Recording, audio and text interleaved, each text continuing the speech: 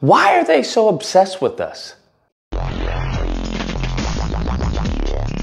Oh my goodness. So Charlie Kirk is back at it again, being his racist self. And of course, this is on Twitter's platform, on X's platform. Elon Musk allows such anti-black behavior. And I don't know if you guys have happened to notice, but there has been a skyrocket of anti-black posts, anti-black videos. In some cases, they'll just put a random video and just put an anti-black context behind it that is completely alien to the actual context of the video. But this is what's being allowed. This is what's happening. And you have Charlie Kirk, who comes out and says during Black History Month, mind you, he comes out and he's talking about customer service.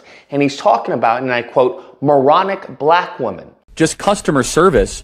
At times, you can't. Here's what's upsetting to me, Heather, is if I'm dealing with somebody in customer service who's a moronic black woman. Who he's talking to is another anti-black bootlicking Saltine. I forgot her name. Now in this video, as he discusses the moronic black woman of customer service, you can see this Saltine white woman just smiling and nodding her head. Not once does she refute anything he's saying. She's agreeing with him. Yes, absolutely. This moronic black woman, absolutely 100%. This type of disrespect. Now, will they do this type of disrespect to Jewish people? Absolutely not, because they know Ben Shapiro and everyone else around CPAC would get on their butt. So I just find it very, very interesting who they choose to disrespect within the Republican Party.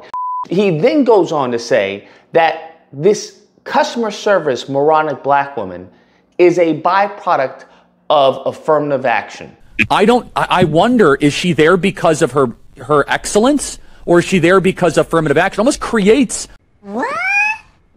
Now, bro, I've heard of hatred, okay? I've heard of hatred. When you hate somebody, this is a new level.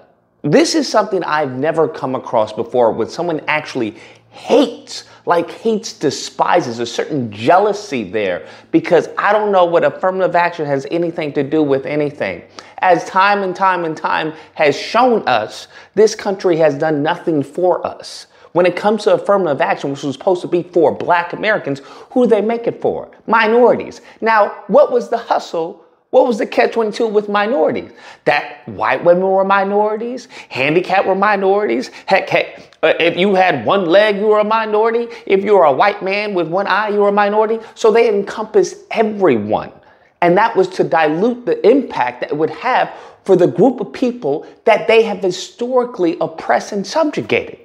If you look at everything that they've done, it hasn't been done for us. It's been done for them, so they can give themselves a pat on the back, so they can virtue signal, as we can see with the left, as they do constantly.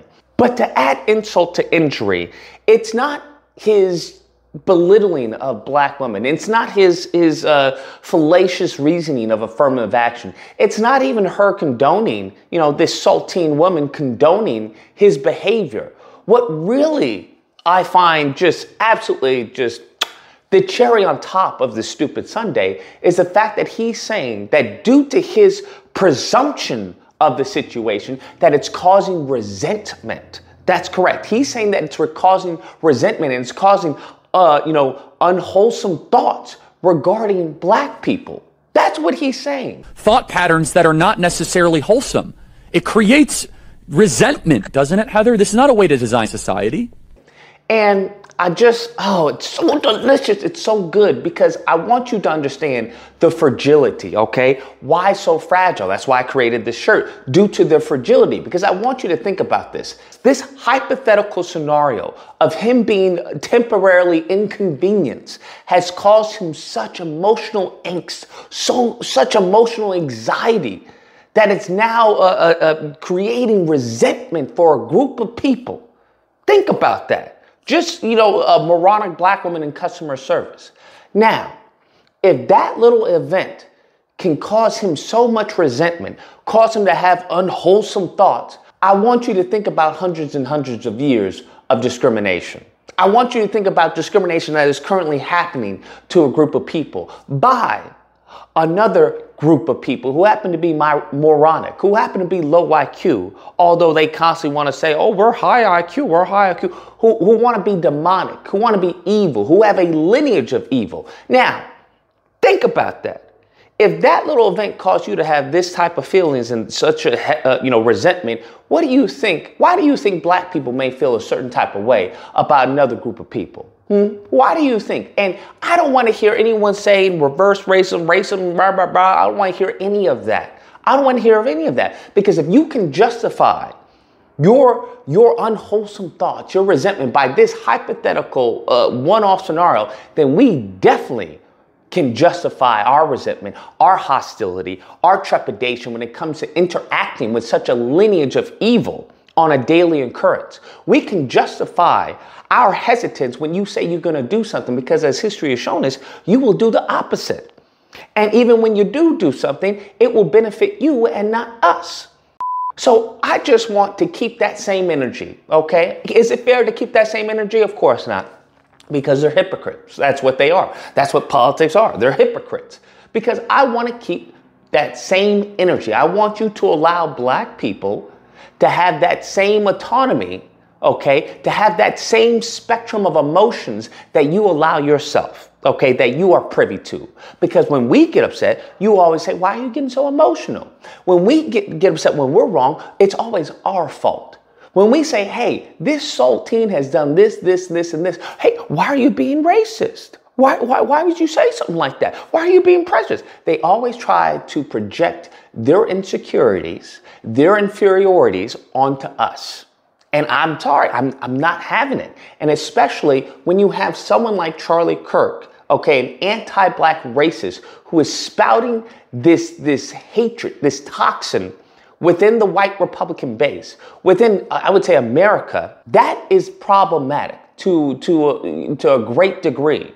And I know what they're going to say. Well, Charlie Kirk doesn't represent me. Okay, Charlie Kirk doesn't represent me. That is a hustle as old as time. Okay, that's like when they say, well, many white people were slave owners. That's the same hustle, because you want to know why? You'll do business with that slave owner. Okay, just as the North did business with the South. They try to hustle. They try to put this hustle here where they try to have their cake and eat it too. Wicked, manipulative, deceitful people. Well, they'll go to a TPUSA event, but then say, well, I don't agree with everyone who speaks there. If you go to a Klan rally and then want to say, well, I don't espouse the views of everyone at the clown rally. If you don't miss me with this nonsense, I'm sick and tired of this deception. Okay, because at any point in time, who are they really deceiving? They're deceiving, the low IQ base that they acquire. They ain't deceiving me. They're not deceiving you. So at the end of the day, just call a spade a spade. And I think there needs to be some social repercussions for people like this, for people who endorse people like this, for people who are associated with people like this. I think anti-black racist behavior in this country has got to come with some type of punishment. Anyways, guys, that's the video. Let me know what you guys think. Whether or not you believe, look, I don't agree with that, but I think he says a lot of good stuff, okay? I don't agree with everything he says, but I agree with, with most of it. Or if you can't believe, nah, that's not how that works, okay? You don't get to agree with some of what the racist has. Either you are anti-black and just say such, or you are pro-black or pro-American or pro-patriot or whatever helps you sleep at night. Because I know some of you thinking that you're pro-black would cause insomnia, all right? Because I know there's not a lot of John Browns in the Republican Party, and sure as hell not in the liberal, the left party. But for those of you out there, whatever helps to spread the good news, we have got to cut this cancer out, okay? You've got to cut this cancer out of your party, but I don't think you will, because I think this is the party. I think that is the party, very much so. If you happen to disagree, you're more than welcome to call in during disagreement days, which are typically held Friday through Sunday. There'll be a number on screen. You call in, we duke it out. Either or. Hope you guys enjoyed the video. If you did, please feel free to like, share, comment. Let me know what you guys think. Did Charlie Kirk, was he just being, just having a rough day? Or was he being an anti-black racist bigot, which is what he is? And everyone who associates with him and talks to him and is around him, that's what they are.